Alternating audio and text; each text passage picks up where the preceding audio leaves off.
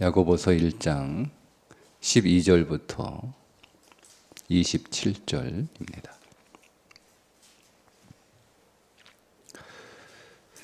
시험을 참는 자는 복이 있나니 이는 시련을 견디어낸 자가 주께서 자기를 사랑하는 자들에게 약속하신 생명의 면류관을 얻을 것이기 때문이라. 사람이 시험을 받을 때에 내가 하나님께 시험을 받는다 하지 말지니 하나님은 악에게 시험을 받지도 아니하시고 친히 아무도 시험하지 아니하시느니라. 오직 각 사람이 시험을 받는 것은 자기 욕심에 끌려 미혹됨이니 욕심이 잉태한즉 죄를 낳고 죄가 장성한즉 사망을 낳느니라. 내 사랑하는 형제들아 속지 말라. 온갖 좋은 은사와 온전한 선물이 다 위로부터 빛들의 아버지께로부터 내려오나니 그는 변함도 없으시고 회전하는 그림자도 없으시니라. 그가 그 피조물 중에 우리로 한 첫 열매가 되게 하시려고 자기의 뜻을 따라 진리의 말씀으로 우리를 낳으셨느니라. 내 사랑하는 형제들아 너희가 알지니 사람마다 듣기는 속히 하고 말하기는 더디하며 성내기도 더디하라. 사람이 성내는 것이 하나님의 의를 이루지 못함이니라. 그러므로 모든 더러운 것과 넘치는 악을 내버리고 너희 영혼을 능히 구원할 바 마음에 심어진 말씀을 온유함으로 받으라. 너희는 말씀을 행하는 자가 되고 듣기만 하여 자신을 속이는 자가 되지 말라. 누구든지 말씀을 듣고 행하지 아니하면 그는 거울로 자기의 생긴 얼굴을 보는 사람과 같아서 제 자신을 보고 가서 그 모습이 어떠했는지를 곧 잊어버리거니와 자유롭게 하는 온전한 율법을 들여다보고 있는 자는 듣고 잊어버리는 자가 아니요 실천하는 자니 이 사람은 그 행하는 일에 복을 받으리라. 누구든지 스스로 경건하다 생각하며 자기 혀를 재갈 물리지 아니하고 자기 마음을 속이면 이 사람의 경건은 헛것이라. 하나님 아버지 앞에서 정결하고 더러움이 없는 경건은 곧 고아와 과부를 그 환난 중에 돌보고 또 자기를 지켜 새 속에 물들지 아니하는 그것이니라. 아멘. 12절 시험을 참는 자는 복이 있나니 여기서 시험은 시련이겠죠. 네, 시련. 그러니까 훈련입니다. 훈련을 참는 자는 복이 있나니 이는 훈련을 견디어낸 자가 주께서 자기를 사랑하는 자들에게 약속하신 생명의 면류관을 얻을 것이기 때문이라. 여러분, 생명의 면류관은 훈련받은 자들이 받는 거예요. 훈련을 인내로 끝까지 견디고 그 훈련의 자리를 떠나지 않고 그 훈련의 자리에서 도망가지 않고 그 훈련의 자리에서 훈련을 끝까지 다 받아서 성장한 사람이죠. 훈련으로 그의 믿음이 더 단단해지고 그의 삶이 더 온전해진 사람이 생명의 면류관을 받는 거지. 여러분 그냥 나 예수 믿고 구원 받았다고 해서 평생을 그냥 그 구원의 수준에 머물러 있는 상태, 그 구원의 수준은 초보의 구원이죠. 구원은 여러분 스펙트럼이 굉장히 넓어요. 구원을 여러분 한 가지라고 생각하시면 여러분 크게 오해하신 거예요. 구원은 그 스펙트럼이 굉장히 넓습니다. 그러니까 구원의 초보가 있고 구원의 완성이 있어요. 그러니까 평생 구원의 초보에 머물러 있으면서 내가 하나님 앞에 면류관을 받는다라고 여러분 그렇게 기대하시면 그때 하나님 앞에 가서 여러분 크게 후회하십니다. 하나님은 여러분들에게 상 주시기를 원하시고 상을 주시되 그분은 공평하신 하나님이시기 때문에 우리가 상 받을 만한 합당한 자로 만들어 내십니다.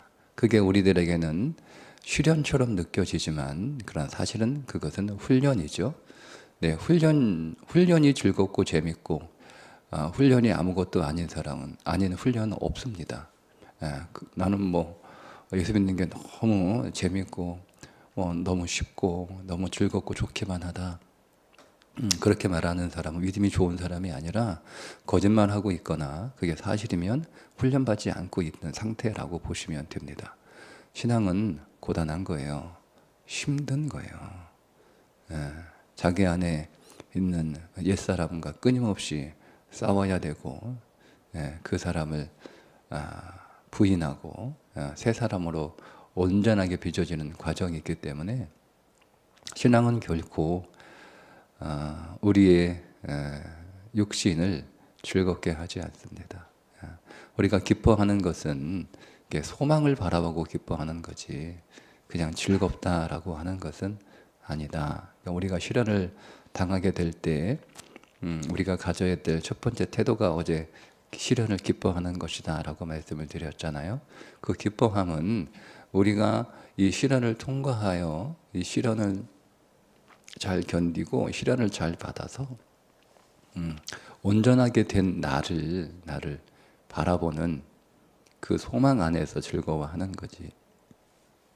여러분 공부가 재밌고 즐겁고 공부가 놀이 같은 사람이 어디 있어요? 공부 다 어렵죠. 힘들죠. 다 고단한 일입니다. 여러분 일하는 게 즐거운 사람이 어디 있어요? 일하는 게 즐겁다? 그런 취미 수준에서 일하는 거예요. 그러니까 여러분 어떻게 일을 취미 수준에서 합니까? 그거는 거의 뭐 전쟁과 같은 거잖아요. 근데 우리가 그 일이 즐겁고 또 우리가 그 일을 기뻐하고 즐거워하는 것은 단순히 그 일이 주는 취미 생활 같은 즐거움이 아니죠. 우리가 그 일 끝에 내가 얻을 수 있는 그 어떤 결과, 내가 공부하는 끝에 내가 얻을 수 있는 어떤 결과, 그것을 우리가 소망으로 바라보면서 즐겁게 공부하고 일하는 것인 것처럼 신앙도 마찬가지다는 것을 여러분 꼭 기억하셔야 됩니다. 자, 13절 보겠습니다. 사람이 시험 받을 때에 내가 하나님께 시험을 받는다. 자, 여기서 하나님께 받는 시험은 유혹입니다. 내가 하나님께 유혹 받는다 하지 말라. 하나님은 유혹하시는 분이 아니에요. 하나님은 악에게 유혹을 받지도 아니하시고, 자, 제가 다 시험을 유혹으로 바꿔서 설명합니다. 어제 말씀드린 것처럼 시험이라고 하는 단어는 세 가지 의미를 가지고 있기 때문에 문맥 안에서 어떤 의미로 쓰였는지를 파악하셔야 돼요. 그러니까 여기에서 지금 13절에서 시험은 유혹이라고 하는 의미로 쓰여졌습니다. 그래서 제가 유혹이라고 하는 의미로 다시 바꿔서 읽고 있는 거예요. 다시 하나님은 악에게 유혹을 받지도 아니하시고 친히 아무도 유혹하지 아니하시느니라. 그러니까 여러분은 시험 들었다라고 말씀하시면 안 돼요. 여러분 유혹받았다라고 말씀하셔야 돼요. 네. 여러분 시험 받았다라고 말씀하시면 안 돼요. 여러분은 훈련받고 있다라고 말씀하셔야 돼요. 둘 중에 하나예요. 여러분이 어떤 잘못된 행동이나 잘못된 선택을 여러분 했을 때 여러분들은 그것이 여러분들의 책임이 아니고 여러분들의 잘못이 아니고 여러분의 탓이 아니라고 우리가 둘러대는 표현이 있어요. 그 교인들이 자주 하는 얘기예요. 시험 들었다. 교회 왜 안 나와? 시험 들어서 교회 안 나와. 유혹받은 거예요. 내가 교회 일 안 해. 왜 안 해? 시험 받아가지고 교회 일 안 해. 유혹받은 거라니까요. 정확하게 여러분 그 상태를 객관적으로 볼 수 있는 능력이 그게 그 사람의 능력이에요. 그러니까 여러분 믿음의 사람은 뭐라고 얘기합니까? 내가 훈련받고 있구나. 내가 그 훈련을 이겨야지. 혹은 이게 사단이 나를 유혹하는 거구나. 사단이 이 일에 개입하지 않도록 내가 죄로 반응하지 말아야지. 믿음으로 반응해서 이 시험을 내가 훈련으로 삼아야지. 그러니까 여러분 제가 말씀드렸죠. 시험은 그 중성이에요. 시험이라고 하는 단어는 중성이에요. 중성. 근데 여러분 그 시험을 여러분들이 죄로 반응하면, 여러분 육신으로 반응하면 그 시험은 여러분들에게 유혹이 되는 거예요. 그러니까 죄가 역사합니다. 여러분들이 그 시험을 믿음으로 반응하면 그 시험은 여러분들에게 훈련이 되는 거예요. 그래서 성령이 역사합니다. 그러니까 우리는 시험이라고 하는 객관적인 상황이잖아요, 그죠? 근데 그 시험은 이제 어떤 그 좋고 나쁨이라고 하는 것이 없어요. 근데 이것을 내가 어떻게 받아들이느냐에 따라서 그것이 유혹이 되기도 하고 그것이 훈련이 되기도 하는 거예요. 자, 그러니까 하나님은 오늘 우리를 유혹하지 않는다라는 겁니다. 그분은 우리를 유혹하시는 분이 아니에요. 그분은 우리를 훈련하시는 분이지 그분은 오늘 우리를 유혹하는 분이 아니기 때문에 여러분 너무 쉽게 내가 시험 받았다. 여러분 그렇게 말씀하시면 안 됩니다. 여러분 큰 손해를 당하게 될 겁니다. 그러면 오늘 우리가 왜 유혹에 빠지잖아요. 근데 그 유혹에 빠지는 이유가 뭐냐? 뒤에 나오죠. 자, 14절. 오직 각 사람이 시험을 받는 것은 자기 욕심에 끌려 미혹됨이니. 이 미혹된다는 말이 미끼, 물고기 잡으려면 낚시할 때 미끼 쓰잖아요, 그죠? 우리가 사냥할 때 짐승 잡으려면 덫을 놓잖아요. 그게 그런 뜻이에요. 그러니까 자기 욕심 때문에 미끼를 물어버린 거예요. 자기 욕심 때문에 덫에 걸려버린 거예요. 그래서 우리의 마음이 상하기도 하고 또 내 마음에 분노가 일어나기도 하고 또 오늘 우리의 입술을 통해서 불평과 부정적인 말들이 나오기도 하고 때로는 사역을 안 하기도 하고 때로는 교회를 안 나오기도 하는 거예요. 그게 뭐 때문에요? 여러분 안에 있는 욕심 때문에 그렇습니다. 정확하게 성경은 욕심이라고 분명하게 말씀하고 있으니까 여러분 그 말씀을 받아들이셔야 돼요. 그러면 여러분들이 말씀하시는 그 시험이라고 하는 단어, 그 유혹인데 그건 내가 어떤 환경이나 사람 때문에 그 유혹에 넘어진 게 아니에요. 내 안에는 욕심 때문에 넘어진 거다라고 하는 것. 근데 여러분 그 욕심은 단순한 우리가 쉽게 볼 수 있는 욕심은 아니고 뒤에 이어지는 말씀에 의하면 욕심이 죄를 낳고 죄가 장성한즉 사망에 이르느니라. 그러니까 여러분 욕심은 반드시 죄를 가져옵니다. 죄가 우리 안에서 죄가 역사하는 에너지. 여러분, 그러니까 죄가 엔진이죠, 엔진. 죄는 살아 있어요. 그 살아있는 죄에게 음식을 제공하는 게 우리의 욕심이에요. 그러니까 죄는 욕심에 반응을 하는 거예요. 욕심에. 그런데 그 죄는 그냥 죄로 끝나지 않고 보세요. 여러분 우리 안에 죄가 이제 나타나기 시작하면 그 죄는 그냥 그 작은 죄로 끝나지 않잖아요. 죄는 계속 성장합니다. 예를 들면 여러분 교회 안에서 어떤 유혹에 빠져요. 여러분 욕심 때문에 다 유혹에 빠지는 거잖아요. 그러면 그때 우리 안에 어떤 죄가 나오는 거예요. 약간 어떤 불만이 나오고 불평이 나와요. 그리고 마음이 좀 이렇게 다쳤어요. 근데 여러분 그 다친 마음, 그 불쾌한 마음, 그 상한 마음이 그때는 그렇게 크지 않잖아요. 그죠? 근데 여러분 그걸 계속 방치하면 어떻게 됩니까? 계속 그 마음이 성장하죠. 이게 죄예요. 여러분 죄는 살아있어요. 죄는 생물이에요.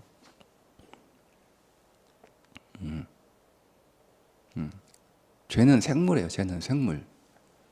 그러니까 죄는 살아 움직여요. 그러니까 여러분 한번 우리 안에 죄가 잉태되면 그 죄는 생물이기 때문에 반드시 성장합니다. 그래서 커지는 거예요. 여러분 우리가 다 경험하고 있는 거잖아요. 그 마음들이 그 상한 마음이 그냥 그때는 작은 마음 별거 아니었는데 근데 이걸 우리가 빨리 성령 안에서 말씀으로 딱 처리해 버려야 되고 해석해 버려야 되고 끝내 버려야 되는데 우리가 그렇게 하지 않아요. 왜냐하면 우리의 욕심이나 우리의 자존심이 허락하지 않거든요. 그러니까 내가 졌다고 생각하는 거예요. 여러분의 육신이 아무리 승리해봐야 손해는 여러분이 다 보는 거예요. 여러분 안에서 믿음이 승리하고 여러분 안에 성령이 승리하셔야지 여러분의 육신이 승리하면 안 되는 거예요. 육신은 져야 되는 거예요. 육신은 항상 패배해야 되는 거예요. 그게 여러분 안에 계신 그리스도가 승리하고 여러분의 믿음이 승리해서 그 승리로 여러분에게 뭘 가져와요? 생명을 가져오는 건데 여러분의 육신이 승리하면 반드시 사망을 가져옵니다. 그러니까 근데 이거를 빨리 처리하고 말씀으로 해석해서 끝내버려야 되는데 우리가 그거를 처리하지 않아요. 근데 이걸 이제 계속 가지고 가잖아요. 이것이 여러분들은 키울 의도가 없었지만 말씀드렸잖아요. 죄는 생물이라고. 죄는 그때부터 성장합니다. 점점 커지는 거예요. 점점 커져서 나중에는 여러분들이 감당할 수 없습니다. 결국 처음에는 여러분들이 죄를 끌고 가지만 결국 나중에 그걸 방치해 놓으면 죄가 여러분들을 끌고 갑니다. 이겁니다. 결국 어디로 끌고 가죠? 사망으로 끌고 갑니다. 우리는 생명의 열매가 우리 안에 있어야 그래 여러분 그 삶이 행복한 삶이고 또 그 삶이 하나님의 복으로 가득한 그 생명의 삶을 살아야 되는데 우리 안에 이런 계속 죄를 방치해 놓으니까 이제 결국 그 죄가 나를 끌고 가잖아요. 죄는 결코 우리에게 좋은 것을 주지 않아요. 죄의 목적은 우리를 사망으로 끌고 가는 거예요. 그래서 우리는 그리스도 안에서 산자가 되었으나 우리는 그 산자가 생명을 맛보는 게 아니라 죄로 인해서 사망을 맛보는 거예요.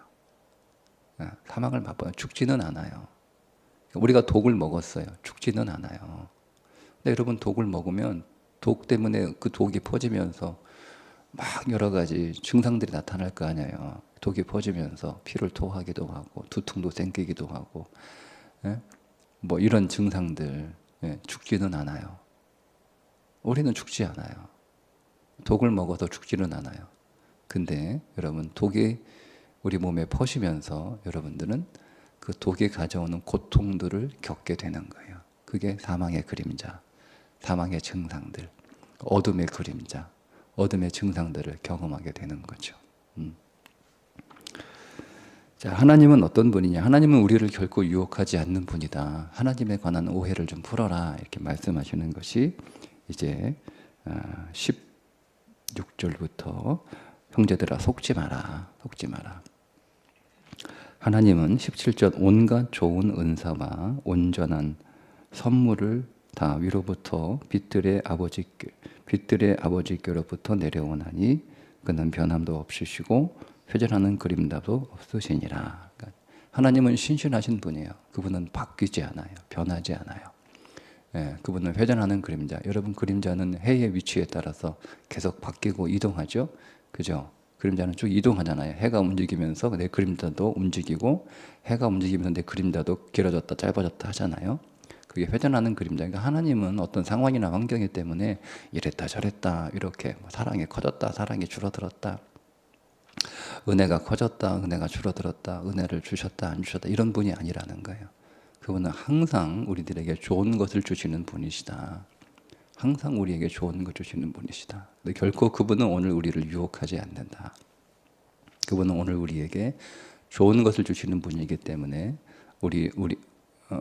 우리에게 그 좋은 것을 받을 수 있는 그 좋은 것을 누릴 수 있는 사람으로 훈련시키는 거예요. 훈련시키는 거예요.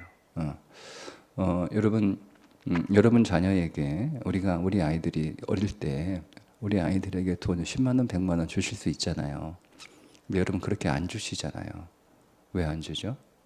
돈이 아까워서 안 주는 게 아니라 그 아이가 10만 원, 100만 원 돈을 쓸 수 있는 능력이 안 되기 때문에 못 주잖아요. 그죠? 그래서 오늘 우리가 우리 자녀들에게 훈련시키잖아요. 돈을 사용하는 방법을 훈련시키잖아요. 돈을 어떻게 쓰는지, 어떻게 써야 되는지. 그래서 조금씩 돈을 주면서 사용하게 하는 거잖아요. 어디에 썼어? 어떻게 썼어? 그래 돈 썼는데 한 달 용돈 한번 다 용돈 기록장 가져와서 어디에 썼는지 보자 이렇게 해서 여러분 돈 아이들 훈련시켜야 돼요. 아이들 어릴 때부터 돈 쓰는 방법들 돈을 잘 쓸 수 있도록 그런 것처럼 하나님 오늘 우리에게 그분이 왜 여러분 아까워서 우리에게 좋은 것 안 주시겠습니까? 그분이 없어서 여러분 우리에게 좋은 거 안 주시겠어요? 그분은 전혀 아깝지 않고 우리를 사랑하시는데 아까운 게 어디 있어요? 아들까지 주셨는데 뭐가 아깝겠어요? 그분은 온 우주가 다 하나님의 건데 그분은 풍성이시잖아요. 그분은 근원이시잖아요. 그러니까 그분은 줄어드는 게 없어요. 항상 넘치지. 그런데 오늘 우리에게 그분은 아니 하나님 나 돈 주시면 다 쓸 것 같은데 하나님이 여러분들에게 수백억 주시면 여러분 잘 쓸 것 같죠? 여러분 못 씁니다. 쓸 수 없습니다. 그래서 하나님이 오늘 훈련시키는 거예요. 그거 주시려고. 하나님이 우리에게 선물을 주시려고 훈련시키는 거예요. 그러니까 기뻐하는 거죠. 왜? 내가 이 훈련 뒤에 하나님이 나에게 많은 것들을 위탁하시고 내가 하나님의 뛰어난 청지기가 돼서 그것 가지고 세상을 사랑하는 거예요. 그래서 하나님은 항상 오늘 우리에게 좋은 것을 주시는 분이시다라는 것을 꼭 기억해라 이렇게 말하고 있는 겁니다. 자, 이제 19절부터 이제 본격적으로 행함에 관하여 말씀드리는데 먼저 제가 어저께 야고보서 1장 시작하면서 야고보서가 세 부분으로 되어 있다라고 말씀을 드렸어요. 첫째, 시련. 두 번째, 행함. 세 번째, 유혹이라고 했는데 제가 정정할게요. 유혹이 아니고 고난입니다. 고난. 유혹은 오늘 나와요.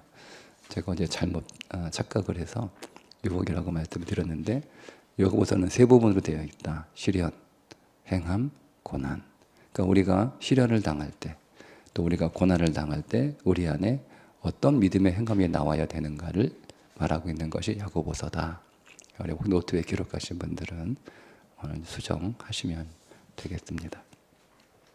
자, 이제 본격적으로 가운데 토막 1장 19절부터 5장 6절까지 행함에 관한 말씀들이 중반부에 위치해서 나오는데 그럼 우리가 행해야 될 게 어떤 것들인가를 좀 볼까요? 오늘 본문에는 우리가 행해야 될 것들이 5가지가 나오는데 첫째는 19절 내 사랑하는 형제들아 너희가 알지니 사람마다 듣기는 속히 하고 말하기는 더디하라. 우리가 첫 번째 행함이에요. 여러분 듣는 거 여러분 그렇게 우리가 대화할 때 막 상대방이 얘기하는데 끝까지 안 듣고 자기 할 말 하는 거 있잖아요. 그거 하지 말라는 거예요. 끝까지 잘 들으라는 거예요. 그래서 우리의 믿음의 행함은 잘 듣는 것에서 시작하는 거예요. 왜냐하면 여러분 이 습관이 어떤 습관과 연결되냐면 하나님의 말씀을 대하는 습관과 연결되어 있다라고 하는 것을 꼭 기억하셔야 됩니다. 그러니까 우리가 하나님의 말씀을 끝까지 잘 들어야 돼요. 그분의 말씀을 경청하는 사람이 돼야 돼요. 근데 우리가 그 말씀을 잘 듣지 않고 우리는 그 말씀에 관하여 자기의 생각을 먼저 말해버리는 거. 그런 습관이 되지 않도록 우리가 끝까지 잘 듣고 그리고 자기가 하고 싶은 말들은 가능하면 급하게 하지 않고 시간을 두고 말할 수 있는 것. 그것이 첫 번째 행함입니다. 두 번째, 화내는 거 자제하라. 그죠? 19절 마지막 성내기도 더디하라. 20절 사람이 성내는 것이 하나님의 의를 이루지 못함이니라. 성내지 말래요. 여러분, 그것은 단순히 사람이 성을 안 낼 수 없죠.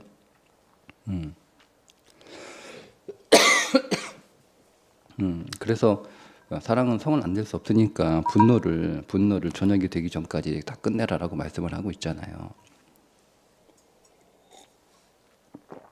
성경은 오늘 우리의 감정을 존중해요. 화가 날 수 있죠. 화도 납니다. 그래서 우리가 분노할 수 있어요. 성도 될 수 있어요. 그런데 성경이 제시하는 두 가지 방법, 너무 급하게 성질 내지 마라. 그럼 실수한다는 거예요.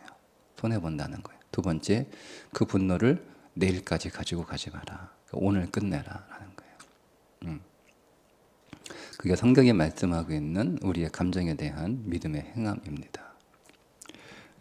그것은 이제 단순히 성을 내 가지고 우리가 손해 보는 그런 어떤 현실적인 이유 때문이기보다는 하나님의 의를 이루지 못한대요.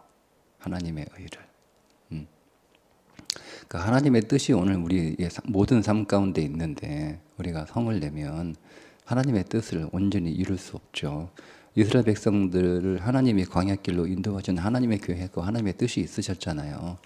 근데 그들은 그 뜻과 계획을 모른 채 그냥 그들이 처한 현실의 상황 때문에 계속 물이 쓰면 쓰다고 분노하고, 물이 없으면 물이 없어서 성질내고, 배가 고프면 배가 고파하고 분노하고 계속 그렇게 했잖아요. 결국 그들은 하나님의 뜻을 이루지 못하죠. 출애굽 1세대는 가나안에 들어가지 못합니다. 하나님의 목적은 그들을 가나안으로 데리고 들어가는 거였어요. 근데 그렇게 안 되잖아요. 그게 분노라는 거예요. 세 번째,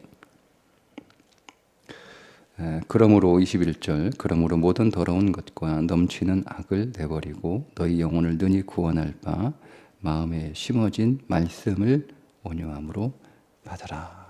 말씀을 온유함으로 받으라. 말씀을 잘 받지 못하는 두 가지 요소가 앞에 나오는 거예요. 그래서 막 잘 안 듣고 끝까지 안 듣고 자기의 생각이나 자기의 말, 자기의 감정들을 빨리 드러내고 그리고 막 분노하고 이렇게 되면 우리가 말씀을 우리의 마음의 상태가 조급하거나 우리의 마음의 상태가 분노로 끓고 있으면 하나님의 말씀이 우리 안에 떨어지지 않아요. 계속 말씀은 우리 안에 계속 부어지는데 그 말씀이 내 마음에 딱 떨어져서 그것이 이제 내 마음의 밭에서 성장해야 되는데 그게 안 되는 거예요. 여러분 계속 마음이 끓고 있는데 그 말씀이 떨어지면 여러분 계속 그 땅이 계속 뜨거운데 그 말씀이 떨어지면 여러분 그 말씀이 어떻게 살아있겠어요? 그러니까 그 우리의 마음을 온유함으로 잘 이렇게 단속할 수 있어야 되는 거예요. 그래서 말씀을 온유함으로 받으라라는 거죠. 말씀을 온유함으로 받는 게 뭐냐? 그게 말씀을 행하는 거예요. 뒤에 나오죠. 온유함으로 받으라라고 말씀하면서 22절에 너희는 말씀을 행하는 자가 되고 듣기만 하여 자신을 속이는 자가 되지 말라. 그러니까 여러분 말씀을 들었어요. 여러분들이 좋은 말씀이에요. 놀라운 말씀이네요. 오늘 설교 너무 좋았어요. 오늘 너무 은혜 받았어요. 너무 감사해요. 자, 그렇게 여러분 표현하시죠. 여러분이 뭐 직접 말씀을 하시든지 아니면 여러분 속으로 그렇게 느끼시든지 그렇게 표현을 하세요. 자, 그런데 여러분들이 그 말씀을 듣고 그 말씀을 여러분의 삶에 적용하여 말씀대로 살지 않으면 여러분들은 속고 있는 거예요. 내가 은혜 받았다라고 속은 거예요. 전혀 은혜 받은 거 아니에요. 속지 마세요, 여러분. 말씀을 듣기만 하지 말고 행하는 자가 되십시오. 말씀을 들어서는 결코 은혜 받을 수 없습니다. 말씀을 들어서는 결코 그 말씀이 여러분 안에서 어떤 생명도 제공해 주지 않습니다. 말씀을 듣기만 하면 그 말씀은 여러분 안에서 결코 아무것도 일하지 않습니다. 그 말씀을 행하셔야 됩니다. 그 말씀을 적용하셔야 되고 그 말씀에 순종하셔야 됩니다. 자, 그 다음 네 번째, 고아와 과부를 돌보는 경건입니다. 경건. 26절, 누구든지 스스로 경건하다 생각하며 자기 혀를 재갈 물리지 아니하고 자기 마음을 속이면 이 사람의 경건은 헛것이라. 그러니까 우리의 경건이 헛것일 수 있는 거예요. 여러분들이 예배하고 여러분들이 기도하고 여러분들이 성경을 통독하고 여러분의 말씀을 묵상하고 여러분들이 교회 사역하는 거 다 경건이잖아요. 네, 여러분 이 경건을 헛되게 만들 수 있다는 거예요. 왜? 고아와 과부를 돌보지 않으면. 우리의 경건은 항상 두 가지로 나타나야 돼요. 하나는 이웃을 사랑하는 것으로 나타나야 됩니다. 그 이웃을 사랑하는 것의 대표가 고아와 과부. 그러니까 고아와 과부는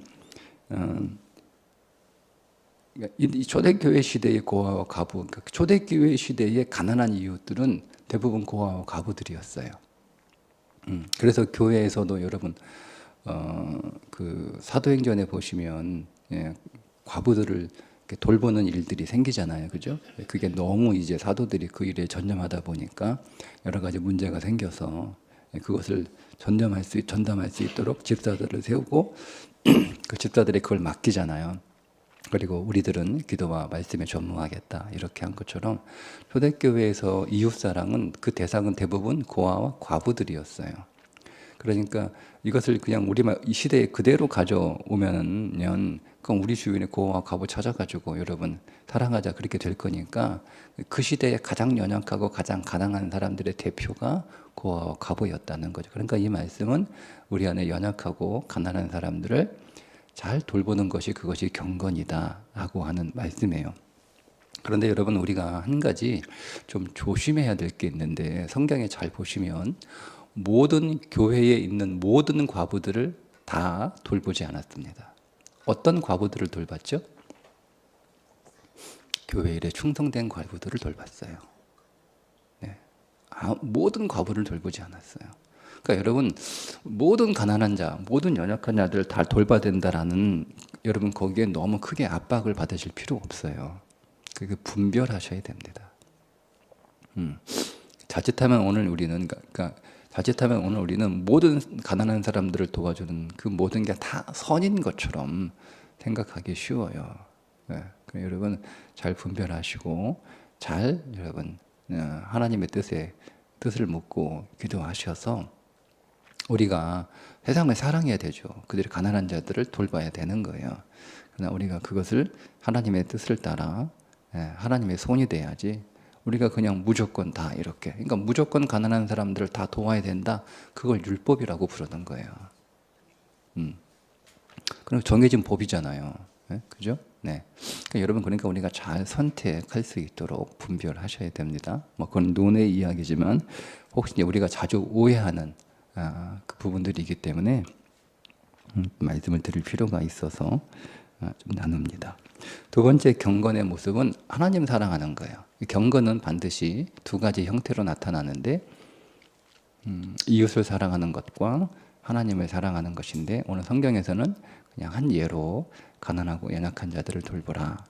그게 이웃사랑이다. 이렇게 그게 경건에서 나오는 거예요. 그런 게 없는 경건은 헛된 경건이다. 이렇게 말씀하고 있죠. 두 번째는 그럼 뭐 하나님 사랑으로 나오는 거잖아요. 그럼 하나님 사랑 어떻게 하는 거야? 맨날 하나님 사랑한다고 막 고백하고 하나님 앞에 막 뭐 찬송하고 뭐 이렇게 하는 게 하나님 사랑이 아니라 오늘 본문에서는 세속에 물들지 않는 것을 하나님 사랑하는 것이다라고 얘기하는 거예요. 자, 마지막 27절에 이제 중반에 나오죠. 또 자기를 지켜 세속에 물들지 아니하는 그것이 경건이에요. 하나님 앞에서 정결하고 더러움이 없는 경건. 두 가지죠. 이웃사랑 그리고 하나님 사랑. 이웃사랑을 이제 한 예로 가난하고 연약한 자들을 돌보는 거예요. 그리고 또 한 가지 예로 세속에 물들지 않는 것. 세상에 물들지 않는 거예요. 그게 경건이에요. 그러니까 여러분은 여러분 안에서 세상과 정확하게 구분돼야 돼요. 구별되는 삶을 살아가는 것이 경건의 목적이에요. 내가 하나님 앞에 기도하고 또 말씀 묵상하고 또 말씀을 통독하거나 말씀을 암송하거나 그 말씀의 삶을 살아가고 또 하나님 예배하고 또 하나님 찬송하고 또 우리가 또 주어진 사역들을 하는 다 일체의 경건들이잖아요. 그 경건을 통해서 우리에게 어떤 힘을 얻냐면 세상으로부터 구별되는 힘을 얻는 거예요. 세상을 쫓아가지 않고. 그러니까 오늘 성경은 하나님 사랑을 말하고 싶은데 그걸 막연하게 말할 수 없으니까 하나님을 사랑하는 것은 세상을 사랑하지 않는 것이다.